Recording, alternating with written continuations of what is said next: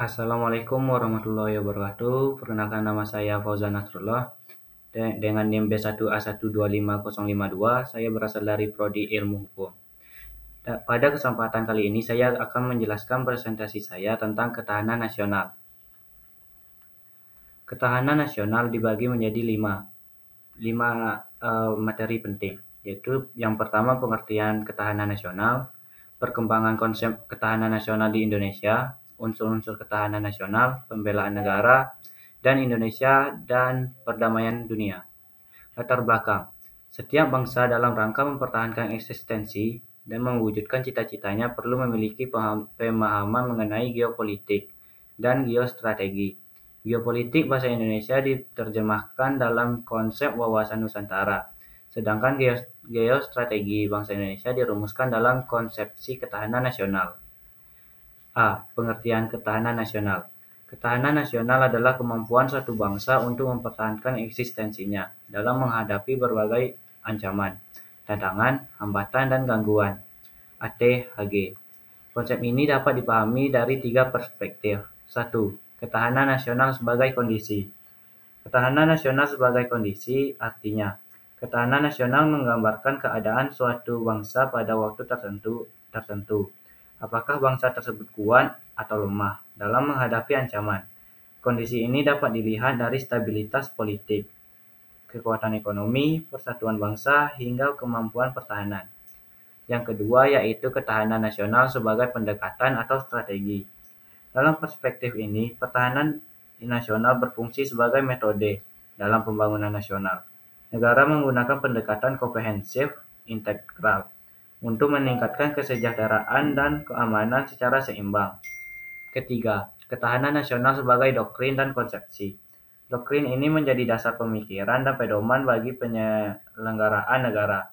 Ia berisi nilai-nilai, prinsip, dan arah pembangunan untuk menghadapi tujuan nasional sebagaimana tercantum dalam pembukaan Undang-Undang Dasar Negara Republik Indonesia tahun 1945. B. Perkembangan konsep ketahanan nasional di Indonesia. Sejarah lahirnya konsepsi ketahanan nasional yaitu konsep ketahanan nasional lahir pada era 1960-an. Ketika Indonesia menghadapi ancaman komunisme dan insibilitas politik. Dari kondisi tersebut, pemerintah menyadari perlunya doktrin menyeluruh yang dapat mengatur strategi pertahanan non-militer, termasuk ideologi, sosial, dan ekonomi. Ketahanan nasional dalam GBHN. Konsep ketahanan nasional pertama kali masuk dalam GBHN 1973 dan disempurnakan pada GBHN 1993 sampai 1998. Divisi menurut GBHN 1993 atau 1998, ketahanan nasional adalah kondisi dinamis yang merupakan integritas seluruh aspek kehidupan bangsa, serta kemampuan menjamin kelangsungan hidup dan mewujudkan kejayaan bangsa. Aspek Gatra Ketahanan Nasional Astragatra. Konsep ketahanan nasional Indonesia menggunakan Astragatra, yaitu 8 aspek yang terbagi menjadi 1. Trigatra alamiah, penduduk, wilayah, sumber daya alam. 2. Pancagatra sosial, ideologi, politik, ekonomi, sosial budaya, dan pertahanan dan keamanan.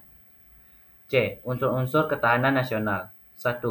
Gatra dalam ketahanan nasional. Unsur ketahanan nasional adalah faktor-faktor yang menentukan kekuatan suatu negara. Menurut berbagai ahli.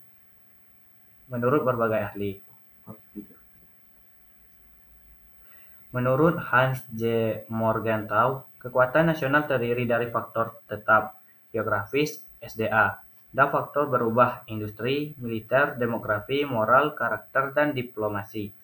Menurut James Lee Ray, faktor nyata, penduduk, industri, militer, dan faktor tidak nyatanya, karakter nasional, moral, dan kepemimpinan.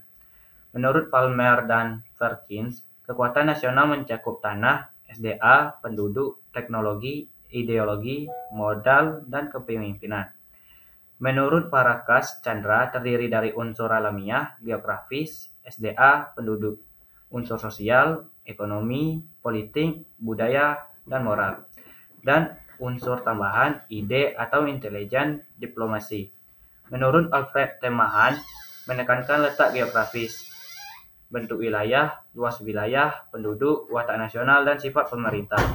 Menurut Klein, kekuatan nasional sama dengan gabungan demografi, geografi, ekonomi, militer, strategi nasional, dan kemauan nasional. Model Indonesia yaitu Astragatra. Indonesia memakai Astragatra, yaitu Trigatra, penduduk, wilayah, dan SDA. Pancagatra yaitu ideologi, politik, ekonomi, sosial budaya, dan pertahanan dan keamanan. Kedua, penjelasan tiap gatra.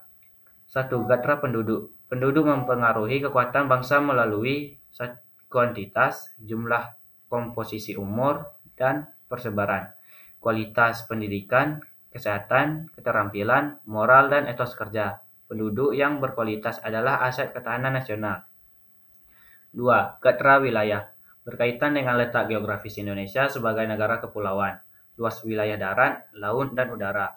Kondisi alam dan lingkungan wilayah yang strategis memperkuat geopolitik bangsa.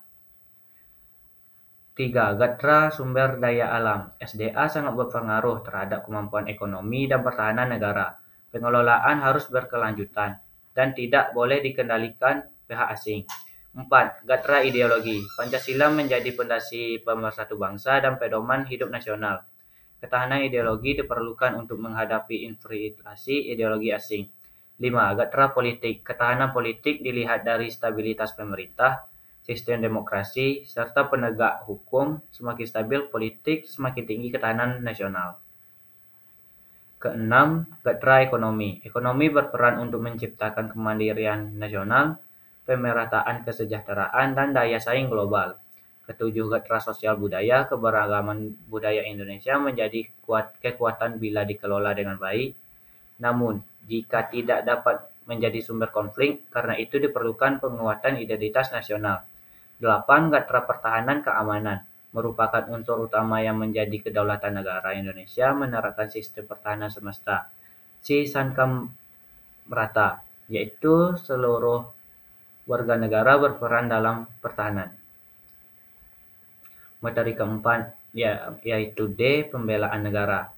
Pembelaan negara adalah tindakan warga negara untuk mempertahankan kedaulatan, keutuhan, dan keselamatan NKRI.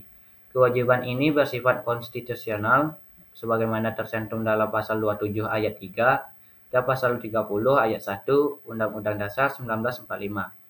Bela negara biasanya selalu dikaitkan dengan militer atau militerisme, seolah-olah kewajiban dan tanggung jawab untuk membela negara hanya terletak pada Tentara Nasional Indonesia atau TNI, padahal masalah bela negara dan pertahanan negara merupakan hak dan kewajiban setiap warga negara.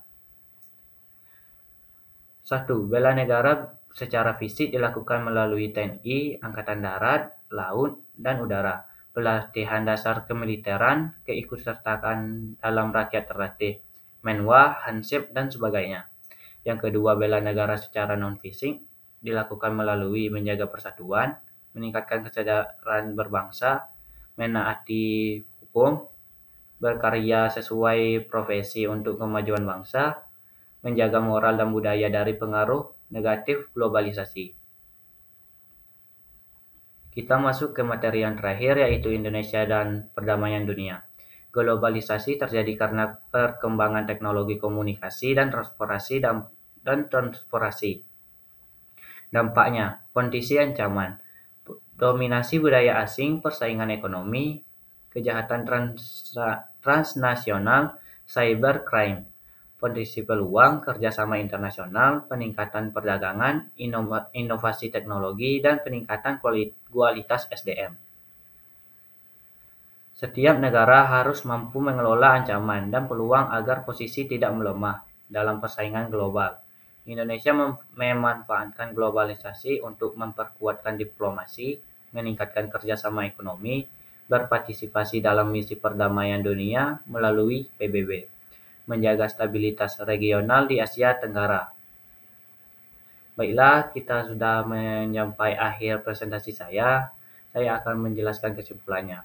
Ketahanan nasional atau TANNAS adalah kondisi dinamis dan konsepsi geografis bangsa Indonesia yang mengukur kemampuan nasional dalam menghadapi segala ancaman demi kelangsungan hidup. Kekuatan ini didasarkan pada integritas 8 aspek Astragatra, yaitu penduduk, wilayah, sumber daya alam, ideologi, politik, ekonomi, sosial budaya, dan pertahanan keamanan yang saling terkait. Tujuan utamanya adalah menjamin keseimbangan antara kesejahteraan dan keamanan, serta mewajibkan pembelaan negara oleh seluruh warga sebagai persyaratan fundamental untuk mencapai tujuan nasional. Baik, ini sudah selesai presentasi saya. Terima kasih atas perhatiannya. Wassalamualaikum warahmatullahi wabarakatuh.